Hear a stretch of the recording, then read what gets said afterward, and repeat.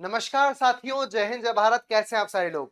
मैं कुश बैरागी आप सभी का वेलकम करता हूं हमारे YouTube platform current affairs updated पर।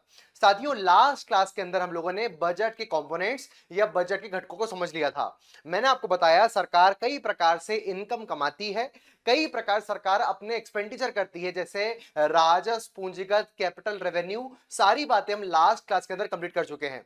साथियों, उसी सेशन के आगे अगर हम थोड़ा सा और अपने एडवांस टॉपिक को ऑन करें तो बजट के टॉपिक के अंदर से एक और शब्द निकल के आता है, सरकारी घाटा।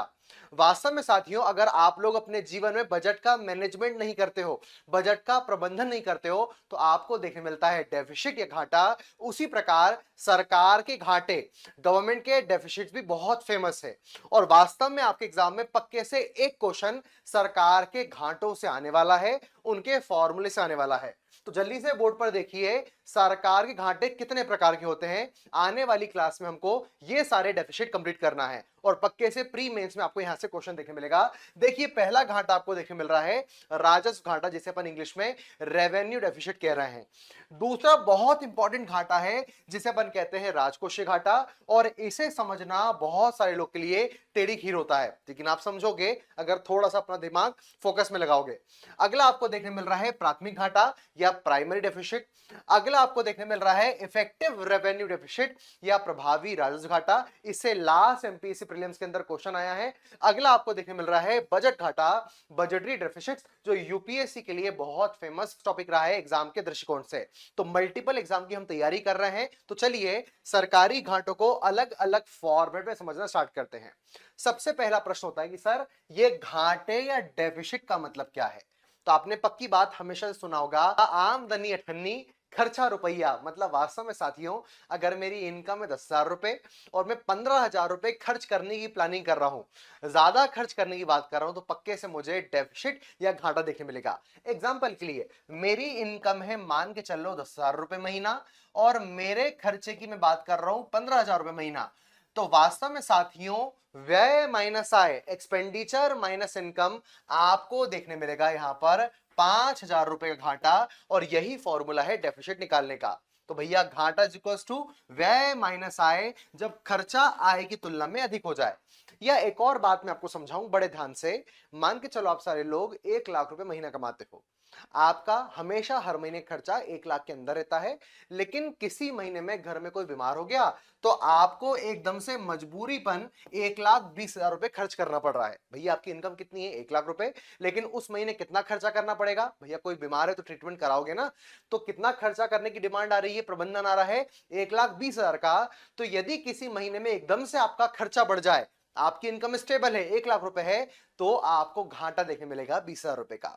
लेकिन वास्तव में साथियों, घर में कोई बीमार नहीं हुआ, घर का सारा काम चल रहा था, चल रहा था, चल रहा था, लेकिन इन केस आपकी सैलरी जो 1 लाख रुपए हर महीने आती थी, वो 1 लाख ना होकर वो 80,000 हो गई। खर्चा है 1 लाख का, खर्चे में कोई बढ़ोतरी नहीं हुई, व्यय उतना ही है, लेकिन व्यय की तुलना में आय कम हो गई। खर्चा आपका है 1 लाख रुपए, इनकम आपकी हो चुकी है 80,000 रुपए, तो भी व्यय माइनस आय 20,000 का आपको डेफिसिट या आपको घाटा देखने मिलेगा। तो वास्तव में साथियों, आपको एक बात समझ में आ रही होगी, घाटा दो कारणों से हो सकता है। मेनली ज्यादा खर्चा करने से, अगर आप प्रबंधन ना करो, अपनी इनकम के आधार पर खर्चा ना करो, मन माने खर्च किए जाओ, तो आपको डेफिसिट देखने मिलेगा। या आपने देश के अंदर अपनी इनकम को बढ़ाने का ध्यान नहीं दिया, आपने अपनी इनकम कम कर ली, या किसी भी कारण से आपकी इनकम कम हो गई, तो भी आपको डेफिसिट देखने मिल सकता है। मैं आपको रियल एग्जांपल इसलिए दे रहा हूं क्योंकि सेम कॉन्सेप्ट इस देश की सरकार के लिए लागू होंगे। जब भारत की सरकार फालतू खर्च करेगी, अनवांटेड एक्सपेंडिचर करेगी, तो सरकार को घाटे देखने मिलेंगे। साथ ही साथ साथियों, जब भारत सरकार की किसी समय में इनकम कम हो जाए, जैसे कोरोना के समय पर भारत सरकार की इनकम कम हो जाती है, जब सारे लोग घर में बैठे हुए हैं, तो क्या सारे लोग टैक्स दे पाएंगे? नहीं। जब कोई होटल में खाना खाने जा ही नहीं रहा, जब कोई व्यक्ति खाना खरीद ही नहीं रहा, जब कोई मार्केट में घूम ही नहीं रहा, तो सरकार को टैक्स देगा क्या? नहीं। तो वास्तव में साथियों, लॉकडाउन के समय पर सरकार के खर्चे तो हैं जो रेगुलर हैं, लेकिन वास्तव में सरकार की इनकम लिमिटेड हो गई, इसलिए सरकार को उस समय घाटा देखने मिल रहा है, जिसका प्राइमरी कारण ज्यादा खर्चा करना नहीं है, जिसका प्राइमरी कारण इनकम में कमी आ जाना है, इनकम कम हो जाना है। तो ये कुछ बेसिक कॉन्सेप्ट आपको समझने पड़ेंगे, तब जाके आप सरकार की चीजों को समझ पाओगे। तो घाटे का मतलब हमने समझा, व्यय माइनस आय इज इक्वल टू डेफिसिट। वास्तव में साथियों, जब आप इकोनॉमिक सर्वे को पढ़ते हो, एक वीडियो में लाऊंगा आपके लिए स्पेशल इकोनॉमिक सर्वे के लिए। इकोनॉमिक सर्वे में सबसे पहले जो इंपॉर्टेंट घाटा डिस्कस किया जाता है, बार बार पूछा जाता है, उसका नाम है राजस्व घाटा, रेवेन्यू डेफिसिट। वास्तव में साथियों राजस्व घाटा निकालने का पहले प्रीलिम्स के लिए फॉर्मूला याद कर लो और फिर थोड़े से कॉन्सेप्ट बिल्टअप करो रेवेन्यू डेफिसिट के बारे में। जैसे देखिए, राजस्व घाटा निकालने के लिए पहले आपको कुल राजस्व माइनस कुल राजस्व प्राप्तियां करनी पड़ेंगी, तब जाके आपको मिल पाएगा राजस्व घाटा। आप लोगों के साथ नहीं समझ में आया और समझाइए। बेसिक सी बात है, मैंने आपको लास्ट क्लासेस के अंदर सरकार की एक इनकम के बारे में बताया था, उसका नाम था राजस्व आय।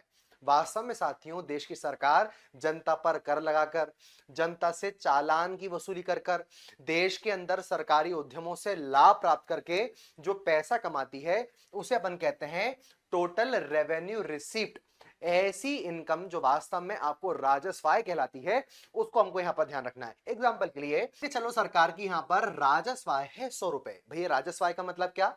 करों से प्राप्त होने वाली आय, जनता के ऊपर लगने वाले चालान से प्राप्त होने वाली आय। और का मतलब क्या था? लास्ट क्लास में बताया था मैंने आप लोग को, देश के अंदर सरकार सरकारी उद्यम से जो प्राप्त करते हैं वो सारी की सारी इनकम रेवेन्यू रिसीप्ट मानी जाती है। जबकि अगर मैं बात करूं सरकार के राजस्व की, राजस्व खर्च की, तो वेतन, पेंशन, सब्सिडी इत्यादि पर खर्चा राजस्व एक्सपेंडिचर, राजस्व माना जाता है, जो इकोनॉमी के लिए उत्पादक नहीं है, नॉन फर्टाइल, नॉन प्रोडक्टिव है, ये बताया था मैंने आपको। तो वास्तव में साथियों सरकार की शुद्ध आय और सरकार के ऐसे खर्च जो देश के लिए बहुत यूजफुल नहीं है, इन दोनों कंपेयर करने के लिए ही हम राजस्व घाटा, रेवेन्यू डेफिसिट को निकालते हैं। देखो घाटे की सामान्य सी परिभाषा है व्यय माइनस आय।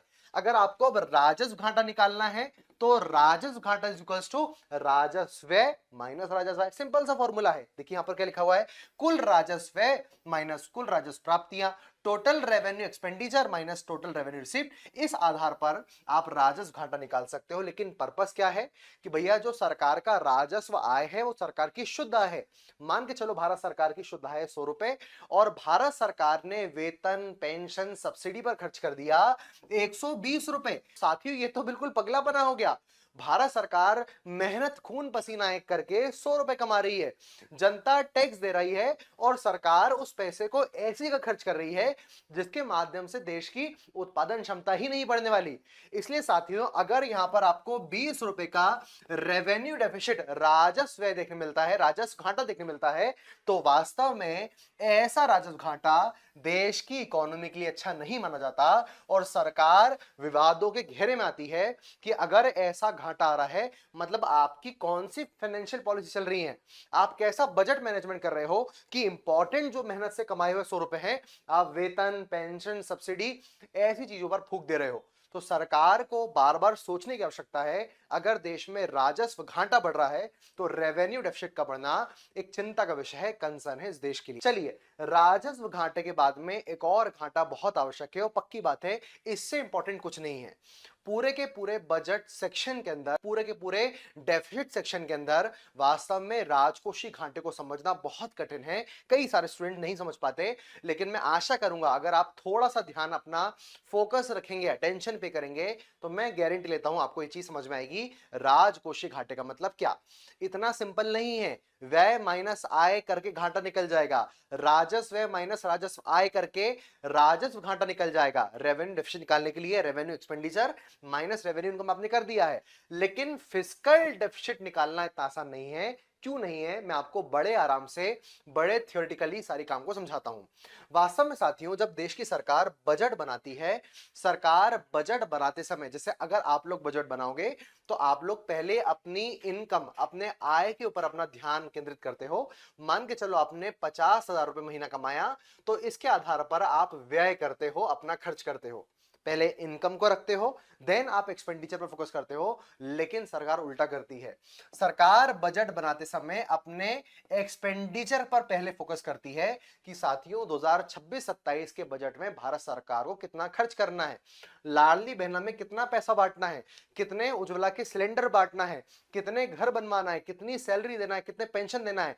भारत सरकार पहले एक पेज पर अपने एक्सपेक्टेड खर्चों को लिख देती है। मान के चलो भारत सरकार का अनुमानित खर्च होने वाला है अगले साल में 1 लाख रुपए, सरकार उल्टा काम करती है भैया, खर्चा कितना होने वाला है? 1 लाख रुपए। अब सरकार इस पैसे को कमाने के लिए अपने आय के साधन, अपने इनकम रिसोर्सेस को जुटाती है कि अब बताओ भैया कितना टैक्स बढ़ाएं कि 1 लाख रुपए जाए, ऐसा क्या कर दें कि 1 लाख रुपए जाए। मतलब उल्टा काम है, पहले हम खर्चा देखेंगे, उस खर्चे के आधार पर हम अपनी इनकम करेंगे, उस खर्चे के आधार पर हम मेहनत करके पैसा कमाना स्टार्ट कर देंगे। और वास्तव में साथियों मान के चलो, आप सभी को मैंने बजट के अंदर आय और व्यय का मतलब समझाया, कौन कौन सी आय है। अगर आपको बड़े ध्यान से राजकोषीय घाटा समझना है तो वापस से इस चार्ट को रिवाइज करो।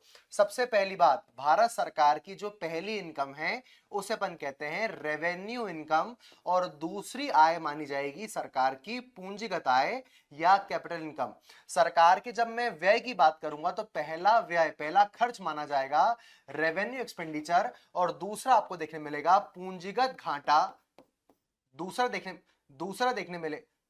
देखने मिलेगा पूंजीगत व्यय या कैपिटल एक्सपेंडिचर। साथियों बड़े ध्यान से वापस से बात को रिपीट करना, तब जाके घाटा समझ में आ पाएगा। मान के चलो साथियों, भारत सरकार ने पहले बजट बनाते समय अपने टोटल व्यय को एक पेज पर लिख लिया। सरकार ने सोचा कि वेतन पेंशन सब्सिडी पर होने वाला जो हमारा कुल खर्च है वो है 50 रुपया। मतलब भारत सरकार अगले साल में रेवेन्यू एक्सपेंडिचर करने वाली 50 रुपए, पहले लिख लेते हैं, उल्टा काम बता चुका हूं आपको। फिर सरकार सोचती है कि भैया अब उधार बांटने, उधार चुकाने, इंफ्रास्ट्रक्चर डेवलपमेंट करने, योजना चलाने पर कितना खर्च करना है। तो फिर समझ में आता है कि सरकार 100 रुपए खर्च करने वाली है, सरकार 100 रुपए खर्च करने वाली है कैपिटल एक्सपेंडिचर पर, पूंजीगत व्यय पर। तो सरकार का जो टोटल एक्सपेंडिचर एक्सपेक्टेड है, जितना सरकार खर्च करने वाली है, कुल व्यय जो हमें पता है सरकार को इतना करना है, वो हो चुका है 150 रुपए। लेकिन सरकार ने अपने खर्चे को तो लिख दिया, लेकिन सरकार ने अभी अपनी आय की प्लानिंग नहीं करी। अब वो आय की प्लानिंग करना स्टार्ट करने वाली है अपने बजट के अंदर। तो सरकार क्या करेगी, अब 150 रुपए खर्च करना है तो पक्की बात है आय पर फोकस करना पड़ेगा। आय में क्या क्या साधन है, टैक्स है, जीएसटी बढ़ाएंगे, इनकम टैक्स बढ़ाएंगे, ये करेंगे वो करेंगे, और कई प्रकार के साधनों से सरकार को पता चलता है कि भैया हम लोग टोटल 60 रुपए कमा पा रहे हैं राजस्व आय से। कितने? 60।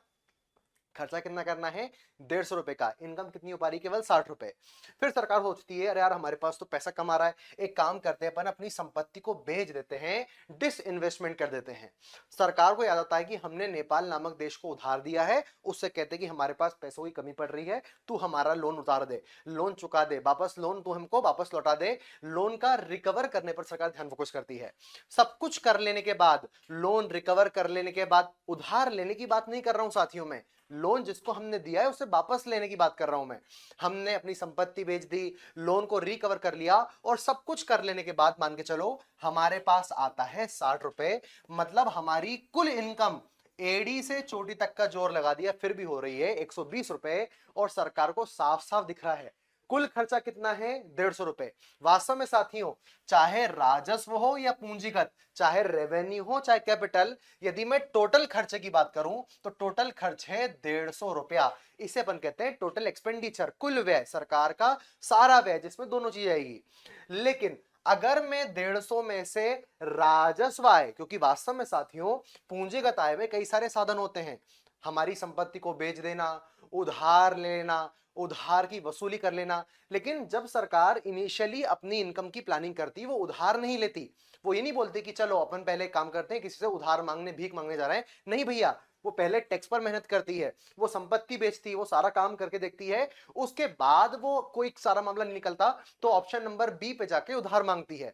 तो वास्तव में साथी क्या हुआ, 150 रुपए आपको खर्च करना है, सरकार ने राजस्व आय इकट्ठी करी 60 रुपए, कैपिटल इनकम सरकार की हुई 60 रुपए, लेकिन अभी तक कैपिटल इनकम में सरकार ने उधार नहीं लिया है। तो यहीं पर आपको आंसर देखने मिलेगा, सरकार का कुल व्यय जब सरकार टोटल एक्सपेंडिचर में से माइनस करती है, कुल आय नहीं, राजस्व आय और ऐसी पूंजीगत आय जिसमें अभी तक उधार को शामिल नहीं किया गया है, बिना उधार की पूंजीगत आय को जब हम माइनस करते हैं तो हमें घाटा देखने मिलता है, वो है 30 रुपए। 150 माइनस 120, और वास्तव में साथियों ये 30 रुपए का घाटा ही राजकोषीय घाटा या फिस्कल डेफिसिट कहलाता है। इससे विस्तार में कोई आपको नहीं बताएगा। मैं वापस से रिपीट कर रहा हूं, अगर आप फॉर्मूला जानना चाहते हो तो देखिए फॉर्मूला क्या लिखा हुआ है, कुल व्यय माइनस कुल प्राप्तियां, लेकिन कौन सी प्राप्तियां? जिसमें उधार शामिल नहीं है। कुल प्राप्तियों में राजस्व भी आ जाएगा, कुल प्राप्तियों में पूंजीगत प्राप्तियां, पूंजीगत इनकम भी आ जाएगी, लेकिन पूंजीगत का उधार वाला पार्ट आपको शामिल नहीं करना है। क्यों नहीं करना है? क्योंकि सरकार ने अभी तक उधार लिया ही नहीं है। सरकार ने अभी टैक्स कमाया है, सरकार ने अपनी संपत्ति बेची है, अभी तो उधार लेने की वो सोचेगी, अभी तक उधार ही नहीं लिया है, तो भैया कैसे शामिल कर ले? तो कुल व्यय माइनस बिना उधार की सरकार की आय को जब हम माइनस करते हैं, तब हमको जो घाटा देखने मिलता है उसी का नाम है राजकोषीय घाटा। और वास्तव में साथियों, आज की क्लास की सबसे मजेदार बात अगली पीपीटी पर लिखा हुआ है, राजकोषीय घाटा निकालना क्यों जरूरी है। राजकोषीय घाटा क्यों जरूरी नहीं है, राजकोषीय घाटा क्यों मेजर करना जरूरी है? क्योंकि वास्तव में साथियों, आपका खर्चा हुआ 150 रुपए, आपकी इनकम हो रही है बिना उधार के 120 रुपए, आपका फिस्कल डेफिसिट आपका फिस्कल डेफिसिट राजकोषीय घाटा है 30 रुपए। तो जितना तुम्हारा राजकोषीय घाटा या फिस्कल डेफिसिट होगा, तुम उतना ही उधार ले लोगे, और जैसे ही तुम उधार लोगे, तुम्हारा आय और व्यय मैनेज हो जाएगा। देखिए साथियों, वापस से मैं आता हूं उसी चार्ट पर, जो आपको समझना बहुत जरूरी है। हमने 120 रुपए कमा ली है, लेकिन जैसे ही हमने 30 रुपए का उधार ले लिया, अब हमारी कुल इनकम, कुल आय जिसमें उधार भी शामिल है, वो हो गई 150, और कुल खर्चा कितना है? 150। अब हमने अपनी आय व्यय को मैनेज कर दिया। तो वास्तव में साथियों, अपनी आय व्यय को मैनेज करने के लिए, अपने डेफिसिट खत्म करने के लिए हम राजकोषीय घाटा निकालते हैं, और जितना राजकोषीय घाटा आता है उतना ही सरकार उतना ही उधार लेती है। यही कारण है बार बार एग्जाम में प्रश्न आता है कि टोटल बोरोविंग रिक्वायरमेंट को जानने के लिए कौन से घाटे का प्रयोग किया जाता है। सरकार कितना उधार ले, ये जानने के लिए कौन से डेफिसिट का प्रयोग किया जाता है? आंसर है राजकोषीय घाटा। जितना घाटा होगा राजकोषीय, सरकार उतना उधार लेगी, जितना उधार लेगी मतलब उतना ही राजकोषीय घाटा है। क्यों भैया ऐसा? क्योंकि वास्तव में साथियों, सरकार पहले अपने खर्चे को एक तरफ लिखती है, अपने इनकम के स्रोत लिखती है। जितना खर्चा जितना इनकम में डिफरेंस आता है, उसी को हम बोलते हैं राजकोषीय घाटा। और जितना डिफरेंस होता है, सरकार उतना उधार ले लेती है जीवन चलाने के लिए। समझ पा रहे हो? मतलब आप लोग को अगर मैं कहूं कि भैया तुमको 1 लाख रुपए खर्च करना है, चलो पैसे कमाओ, तो आप पहले उधार नहीं मांगोगे, पहले आप मेहनत से पैसा कमाओगे। जितना कम पड़ जाएगा, मान के चलो आपको खर्च करना है 1 लाख रुपए, आपने मेहनत से कमाए 80,000 रुपए, तो ये जो बीच का डिफरेंस बच रहा है, यही है राजकोषीय घाटा। बिना उधार की आय और सरकार के संपूर्ण व्यय के बीच में अंतर को ही हम फिस्कल डेफिसिट कहते हैं। मैं बार बार कह रहा हूं, ये डेफिनेशन बार बार एग्जाम में आने वाली है। राजकोषीय घाटे से इंपॉर्टेंट कुछ नहीं है। प्रश्न आया हुआ है कि भारत सरकार का सबसे बड़ा घाटा कौन सा होता है, सबसे इंपॉर्टेंट घाटा कौन सा होता है? राजकोषीय घाटा। बार बार एग्जाम में आया है, इसलिए आपको ध्यान रखना पड़ेगा। राजकोषीय घाटा जितना होता है, सरकार को क्या लाभ होता है? भैया सरकार को पता चल जाता है कि इतना हमको उधार लेना है, तो टोटल बोरोविंग रिक्वायरमेंट जानने के लिए भी एफडी, इसको सिंपल फॉर्मेट में एफडी कहते हैं। राजस्व घाटे को आरडी कहते हैं। आरडी मतलब रेवेन्यू डेफिसिट। जब आप बजट पढ़ोगे ना, तो बजट के अंदर ऐसे आपको चार्ट देखने मिलेंगे, चार्ट में आपको एफडी, आरडी, पीडी ऐसे शॉर्ट फॉर्म का यूज करते देखने मिलेगा। समझ पा रहे हैं? तो मैं आशा कर रहा हूं आपको पहले क्या समझ में आया होगा, राजस्व घाटा, और दूसरा पॉइंट मैंने आपको समझाया राजकोषीय घाटा, और उसका उपयोग भी आपको समझ में आया होगा। लेकिन अगला प्रश्न है, अगर देश के अंदर सरकार बार बार हर साल राजकोषीय घाटा बढ़ाती जाए, जैसे मान के चलो आपसे बोलता हूं मैं, आप लोग का पहले महीने राजकोषीय घाटा था 100 रुपए, मतलब आपने अपने जीवन को चलाने के लिए कितना उधार लिया? 100 रुपए का। और 100 रुपए का उधार लिया तो भैया इसके ऊपर आपको ब्याज भी देना पड़ेगा, क्योंकि जितना उधार लोगे उतना इंटरेस्ट पेमेंट करना पड़ेगा। अगले महीने आपका राजकोषीय घाटा है 200 रुपए, मतलब आप कितना का उधार लोगे? 200 का उधार लोगे। 200 के उधार का ब्याज और ज्यादा होगा। अगर महीने दर महीने आपका राजकोषीय घाटा बढ़ते जा रहा है, और एक दिन आपका राजकोषीय घाटा 2 लाख हो गया, मतलब कितने का उधार लोगे? 2 लाख का। अब 2 लाख का ब्याज कितना होगा, सोच के देखो। अगर भारत, जैसे आपका राजकोषीय घाटा बढ़ना मतलब उधार का बढ़ना, जो कि अच्छा नहीं माना जाता। आप मार्केट में किसी व्यक्ति को पक्के से जानते होगे जो हर व्यक्ति से उधार मांगता है, क्या आपकी नजरों में उसकी साख या जो इमेज है, लायबिलिटी है, रिलायबिलिटी है, क्या सही मानी जाएगी? नहीं। दुनिया के अंदर भी वो देश जो लगातार अपने फिस्कल डेफिसिट को बढ़ाते जा रहा है, इसका मतलब ये देश पक्के से भीख मांगने वाला है। इसका मतलब देश पक्के से उधार मांगने वाला है। एक दो बार उधार मांग के चुका दोगे, ठीक माना जाएगा, कोई दिक्कत वाली बात नहीं, उधार सारे लोग लेते हैं। लेकिन तुम्हारा जीवन केवल घाटे में चल रहा है, तुम्हारा जीवन राजकोषीय घाटे से उभर ही नहीं पा रहा। तुम्हें हर साल हर महीने उधार लेना पड़ रहा है। तुम्हें पाकिस्तान की तरह हर बार कटोरा फैलाना पड़ रहा है आईएमएफ के सामने। तुम्हें श्रीलंका जैसे क्राइसिस को झेलना पड़ रहा है। श्रीलंका जब देखो तब चीन से पैसा मांग रहा है, जब देखो चीन से पैसा मांग रहा है। अगर तुम्हारी दशा ऐसी है, क्यों है भैया? क्योंकि इनने अपने बजट का मैनेजमेंट नहीं किया, इन्होंने अपनी आय के अनुसार खर्चा नहीं किया। हमको पाकिस्तान क्रिकेट लीग का वो सारा काम करना है, पैसा है नहीं, सारा काम करना है तुमको। तो तुमने अगर अपने बजट का मैनेजमेंट नहीं किया, घाटा एक बार करोगे ठीक है, अगर घाटे पे घाटा किए जाओगे, राजकोषीय घाटा मल्टीपल टाइम होगा, तो इसका बहुत बड़ा गहन इंपैक्ट इंडियन इकोनॉमी पड़ेगा। और सबसे बड़ा इंपैक्ट ये पड़ेगा कि आपको एक प्रकार की एजेंसी बुरा मानना स्टार्ट कर देंगी, और ऐसी एजेंसी का नाम है क्रेडिट रेटिंग एजेंसी। वास्तव में साथियों, जैसे आप लोगों ने होटल में 5 स्टार 4 स्टार का नाम सुना होगा, आप लोगों ने एसी के अंदर 4 स्टार 2 स्टार का नाम सुना होगा। जितने ज्यादा स्टार उतना होटल अच्छा, जितने ज्यादा स्टार उतना एसी अच्छा, ऐसा हम सोचते हैं ना भैया, पावर कंजप्शन कम करेगा, अच्छा होटल माना जाएगा, सारा काम होगा। ये क्रेडिट रेटिंग एजेंसी दुनिया के अलग अलग देशों को रेटिंग देती है, स्टार स्टार तो नहीं देती, वो A plus plus, A B plus, A B plus, ऐसी कई रेटिंग आपको देखने मिलती है। वास्तव में देश जो सबसे शानदार रेटिंग प्राप्त करता है, दुनिया में उसकी वाहवाही होती है। और ना केवल वाहवाही होती है, दुनिया के जितने बड़े बड़े निवेशक या बड़ी बड़ी कंपनी होती हैं, वो ऐसे देश में जाके अपने उद्योग की स्थापना करती हैं। और मान के चलो, पाकिस्तान जैसे देश, भिखमंगे देश, श्रीलंका जैसे भिखमंगे देशों को इस क्रेडिट रेटिंग एजेंसी ने अच्छी रेटिंग नहीं दी, तो क्या ये निवेशक ऐसे देश में जाएंगे? नहीं जाएंगे। क्या ऐसे देश में उद्योग की स्थापना होगी? नहीं होगी। तो वास्तव में साथियों, अगर आपको दुनिया से निवेश बुलाना है, अपनी इकोनॉमिकल ग्रोथ करना है, दुनिया के आधार पर एफडीआई लाना है, तो ऐसी एजेंसी की नजरों में आपको ठीक होना पड़ेगा। और मैं आपको मजे की बात बताऊं, क्रेडिट रेटिंग एजेंसी रेटिंग देने से पहले आपका घाटा चेक करती है। ये नहीं देखती तुम्हारे सर पे कितने बाल हैं, तुम्हारा देश में कितने अच्छे फेंकने वाले लोग हैं, तुम्हारे पॉलिटिकल जो लीडर्स हैं वो कितनी अच्छी बातें नहीं देखेंगी। तुम कितना भी हाथ मिला लो, तुम कितनी भी डील्स कर लो, जब तक तुम्हारा घाटा कम नहीं होगा, तब तक ये रेटिंग एजेंसी तुम्हें अच्छी रेटिंग नहीं देंगी। और यही कारण है भारत सरकार को कई बार झटका लग चुका है। ये क्रेडिट रेटिंग, आपने नाम सुना होगा मूडीज का, एस एंड पुअर का, फिच का, कई बार भारत को गलत रेटिंग दी है, कम रेटिंग दी है, क्योंकि भारत में राजकोषीय घाटा बहुत ज्यादा आपको देखने मिल रहा था। तो सरकार ने प्लानिंग करी कि नहीं भैया, हमें क्रेडिट रेटिंग एजेंसी के नजरों में अच्छा होना है, तभी जाके हमको निवेश आ पाएगा, तभी देश की इकोनॉमिकल ग्रोथ हो पाएगी। तो साथियों, दुनिया में अच्छा दिखने के लिए, अपनी साख मजबूत करने के लिए, अपनी झांकी चमकाने के लिए आपका घाटा कम होना चाहिए। नहीं हुआ तो दिक्कत आना शुरू हो जाएगी, पहली बात।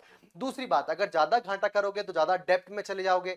ज्यादा डेप्ट में चले जाओगे तो जैसा श्रीलंका के साथ अभी चीन ने किया, लोन दिया, श्रीलंका ने नहीं चुकाया, फिर लोन दिया चीन ने, श्रीलंका ने नहीं चुकाया, फिर चीन ने कहा कि हम तुम्हारे कोलंबो पोर्ट, कोलंबो बंदरगाह का एक्सेस करेंगे। तो साथियों सोच के देखो, किसी देश के अंदर दूसरे देश की अगर सेना उसका एक्सेस कर रही है, तो काहे का ये देश है? कहां का इसकी सॉवरेंटी, कहां का इसकी संप्रभुता? संप्रभुता का हनन जैसा मामला भी आपको देखने मिल सकता है। समझ पा रहे हैं? अगला, नए प्रकार की गुलामी कहते हैं इसको। अब वो ब्रिटेन वाली गुलामी नहीं होगी, नियो कॉलरिज्म कहा जाएगा इसको यहां पर। दूसरी चीज, फिर आपकी कभी कभी हालत ऐसी भी हो सकती है, बार बार पैसा मांगोगे, उधार मांगोगे, तो भैया तुम्हें कोई देश कटोरे के रूप में, भिखारी के रूप में ही जानेगा। तो साथियों ध्यान रखना है कि राजकोषीय घाटा बहुत इंपॉर्टेंट है। भारत सरकार को मल्टीपल टाइम सोचना चाहिए कि राजकोषीय घाटा कम किया जाए। ज्यादा करोगे तो मल्टीपल प्रॉब्लम्स देखने मिलेंगी, जो इकोनॉमी के लिए अच्छा नहीं है। मैं चाह रहा हूं साथियों, आप लगातार इस सीरीज को सुनिए। मैंने कल प्लेलिस्ट भी आपको बताई थी। हम हर वो बात करेंगे जो आपके एग्जाम के लिए जरूरी है, जो कॉम्प्लिकेटेड मुद्दे आपको नहीं समझ में आते, जो दिक्कत आती है, वो भी हम बात करेंगे। कॉमेंट सेशन में कॉमेंट ड्रॉप करो। मैंने देखा है कि कुछ लोग के कंफ्यूजन या कॉमेंट्स आए हैं। एक दिन में क्या करूंगा, सारे जो जितने भी क्वेश्चन है सबकी स्लाइड बना के सबको एक साथ सॉल्व कर दूंगा। तो अपने कमेंट छोड़ते जाओ, जो दिक्कत आ रही है छोड़ते जाओ, जो बुक पढ़ना चाह रहे हो पढ़ो, एनसीईआरटी पढ़ो, जहां से जो डाउट लाना चाह रहे हो लाओ, मैं आपके इकोनॉमिक कॉन्सेप्ट सॉल्व करूंगा। तो भैया लगातार जुड़े रहना है। देवाशीष क्लासेस प्लेटफॉर्म को, एप्लीकेशन को डाउनलोड कर लेना है। कूपन कोड दिया गया है, अप्लाई करना है। यहां पर आपको बायलैंग्वेज क्लासेस देखने मिलेंगी, पीडीएफ एक्सेस करना है, तो यहाँ पर मैं हर क्लासेस के बाद में आपको पीडीएफ जा रहा है, तो भैया देर मत करो, गलती से भी ये सीरीज चूकना नहीं है, अपने दोस्तों को शेयर करो। ऑनलाइन अगर फ्री में आपको लेक्चर्स मिल रहे हैं, ऐसे लेक्चर्स मिल रहे हैं, तो उसको यूज करना चाहिए, एक सामान्य बात है। चलिए, तो सेशन की शुरुआत में मैंने आपसे कहा था कि चलो आज कुछ ना कुछ क्वेश्चन आंसर भी करेंगे अपन। मैं आशा करूंगा कि जितने लोग ने ये सीरीज देखी है, हर एक बच्चा कमेंट सेशन में कमेंट करे। आप इतना तो कर सकते हैं, कमेंट करोगे तो मैं देख पाऊंगा मैं कितना ठीक पढ़ा रहा हूं, आप लोग को समझ में आ रहा है कि नहीं आ रहा। और गलत कमेंट करोगे तो कहां गलती कर रहे हो ये बताऊंगा, कुछ कंफ्यूजन है आंसर निकालने में तो वो भी बताऊंगा। तो चलिए, पहला क्वेश्चन आपको देखने मिल रहा है, which of the following is a revenue received of the government, निम्न में से कौन सा सरकार की राजस्व प्राप्तियां हैं। आप लोग बताइए कमेंट में, सरकार की राजस्व प्राप्तियां कौन सी कहलाती हैं, राजस्व इनकम कौन सी कहलाती है। पहला, आरबीआई से लिया गया उधार। दूसरा है विनिवेश, डिसइन्वेस्टमेंट से प्राप्त धन। तीसरा है इनकम टैक्स। और चौथा है ऋणों की वसूली, recovery of loan. A B C D में से कौन सा आंसर सही है, कमेंट सेशन में आंसर दीजिए। मैं इसी लेक्चर के अंदर क्वेश्चन नंबर ए के आंसर के रूप में अपना कमेंट पिन करा दूंगा, ताकि आप आंसर को बाद में चेक करो। पहले आंसर नहीं देखना है, पहले क्वेश्चन सॉल्व करना है। अगला क्वेश्चन आपको देखने मिल रहा है, राजमार्ग यानी हाईवेज के निर्माण पर खर्च करने वाला जो पैसा है वो कौन सा एक्सपेंडिचर माना जाएगा। Expenditure on construction on highway is classified as revenue expenditure, उसे अपन राजस्व व्यय कहेंगे। पूंजीगत व्यय कैपिटल एक्सपेंडिचर कहेंगे। विकास व्यय डेवलपमेंट एक्सपेंडिचर कहेंगे। या योजना व्यय प्लान एक्सपेंडिचर कहेंगे। तो भैया अगर हाईवे सरकार बना रही है, नेशनल हाईवे, तो वो कौन सा खर्च माना जाएगा। अब आपकी जो कुर्सी की पेटी वो बांध लो, एक शानदार क्वेश्चन आपके सामने आया है। यूपीपीएससी यूपीएससी लेवल के ऐसे क्वेश्चन भी आपको यहां पर देखने मिलेंगे। चलिए, बहुत ध्यान से सॉल्व करना है साथियों, मैं पढ़ रहा हूं। क्वेश्चन है, राजस्व व्यय के संदर्भ में निम्नलिखित कथनों पर विचार कीजिए। तो विचार करना है, मनुष्य विचारशील प्राणी, करो विचार भैया। पहला, दूसरा, तीसरे आपको ऑप्शन पर विचार करना है और फिर यहां पर जो ऑप्शंस दिए गए हैं उसमें से चूज करना है कि कौन सा सही है। पहला ऑप्शन, यह परिसंपत्ति का सृजन नहीं करता। It does not result in the creation of asset. हम किसकी बात कर रहे हैं, राजस्व खर्च की, मैंने आपको डेफिनेशन के अंदर बताया था। अगला, इसमें सार्वजनिक ऋण पर ब्याज भुगतान शामिल होता है। It includes interest payment of the public डेब्ट। अगला है, इट रिड्यूसेस गवर्नमेंट लाइबिलिटी, यह सरकार की देनदारियों को कम करता है। अब इन सारे ऑप्शंस में से कौन सा बंच ऑफ द ऑप्शन आपको सही देखने मिल रहा है। केवल एक और दो, एक और दो सही है। केवल दो और तीन, दो और तीन सही है। एक और तीन, एक तीन सही है। या एक दो तीन, तीनों आपको करेक्ट देखने मिल रहे हैं। तो इनमें से कौन सा कथन सही है भैया। बार बार पढ़ो चीजों को, लेक्चर को सुनो, लेक्चर के जो मैंने नोट्स दिए हैं, मतलब पीडीएफ भेजे हैं, उसको देखो। आप जो नोट्स बना रहे हो उसको पढ़ो और ऐसे क्वेश्चन को सॉल्व करो। जो क्वेश्चन सॉल्व करके आंसर देगा मैं मान जाऊंगा उसको, समझ पा रहे हैं। तो गिफ्ट की कोई व्यवस्था तो नहीं है, लेकिन हाँ, मैं एक बार देख पाऊंगा कौन कौन बच्चा सिंसियरली चीजों को पढ़ रहा है और सॉल्व कर पा रहा है। ऐसे ही क्वेश्चन आपके एग्जाम में आएंगे। जो ये करेक्ट कर रहा है मतलब वो सारी चीज कर सकता है। अगला, आपको ना केवल इकोनॉमी बल्कि मल्टीपल सब्जेक्ट की जानकारी लेना है, तो भैया हमारा कॉम्बो ऑफर यहां पर दिया जा रहा है। देवाशीष क्लासेस के एप्लीकेशन को डाउनलोड करो, करंट अफेयर्स के सेशन मिल जाएंगे, एमसीक्यूज मिल जाएंगे, स्टैटिक जीके मिल जाएगा, मल्टीपल चीजें आपको मिलेंगी भैया, फ्री पीडीएफ मिलेगा। तो लगातार यहां पर जो कूपन कोड दिया गया है, काम करो, सबसे पहले देवाशीष क्लासेस एप्लीकेशन को डाउनलोड करो और सिर्फ डाउनलोड करके एक बार उसमें चेकआउट करो कि आपके काम की क्या क्या चीजें हैं। हर एक कोर्स को ध्यान से देखो, तब जाके पता चलेगा कि भैया हमने आपके लिए कितना कुछ करके रखा हुआ है। तो आज के सेशन को यहीं पर बाइंड अप करते हैं। मैं आशा करता हूं आपको राजस्व घाटा और राजकोषीय घाटे के बारे में समझ में आया होगा। मैंने दोनों लैंग्वेज के अंदर समझाया, तो अपने नोट्स अपने अकॉर्डिंगली बना लो। तब तक के लिए धन्यवाद। जय हिंद, जय